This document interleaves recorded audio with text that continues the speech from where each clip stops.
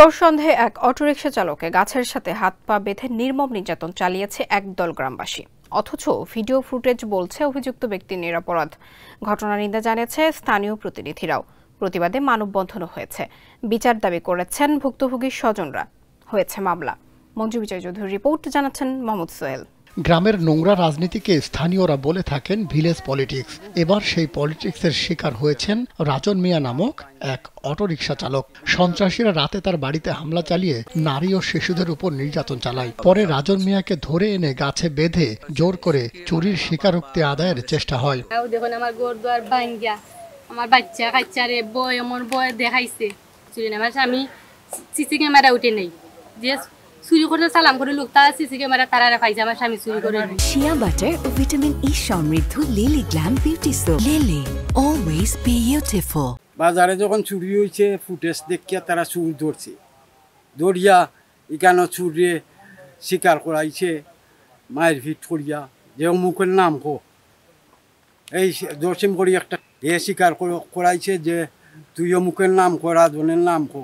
চুরির কোনো অপরাধের প্রমাণ নাই। প্রমাণ যদি পাইয়া থাকে দেশে আইন কানুন আছে, বিচার আছে, থানা আছে, তাদের এত তুলিয়া দিত। তারা আইনা তো তুলিয়া না দেয়া, তারা যে আইয়া এ গ্রামবাসী তারা আইয়া মারপিট করলো, এটা কি বিচার? দেশের বিচার? আইন নিজেদের হাতে তুলে নেওয়ার এই ঘটনা ঘটেছে মৌলভীবাজার জেলার শ্রীমঙ্গলের ৬ নং আশিদ্রন ইউনিয়নের মধ্যস্থান জানাওড়া করইতলা গ্রামে। ২১ আগস্ট জানাওড়া বাজারে তৌফিক মিয়ার দোকানে চুরি হয়। ভিডিও ফুটেজ দেখে প্রমাণ হয় সালাম মিয়া নামক এক ব্যক্তি চুরির সাথে জড়িত। কিন্তু এই ঘটনাকে ভিন্ন খাতে নিতে রাজন মিয়া নামক এক অটোরিকশা চালককে দোষী সাব্যস্ত করা হয়। কালবেলার শ্রীমঙ্গল উপজেলার প্রতিনিধি মঞ্জু বিজয় চৌধুরী জানান, ঘটনার ৩ দিন পর ২৪ আগস্ট রাত ৯:৩০টার দিকে রাজনের বাড়িতে হামলা চালায় একদল গ্রামবাসী। রাজনের ঘরে থাকা শিশু ও স্ত্রীকে এলোপাথাড়ি মারপিট করে তারা।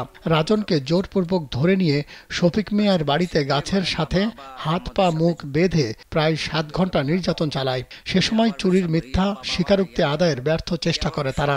ভুক্তভোগী রাজন মিয়া কালবেলাকে জানান, অন্যায়ভাবে তাকে ফাঁসানোর চেষ্টা হয়েছে। ঘটনার ৩ দিন পরে ২৪ তারিখ রাত্রে আমি খাওয়া দাওয়া কইরা আনুমানিক ৯:৩০টার দিকে ঘুমাইতাম। আমার বাচ্চা কাচ্চা লইয়া অতর্কিতভাবে ১৫-১৬ জন মানুষ হইয়া হামলা করছে আমার বাড়ির।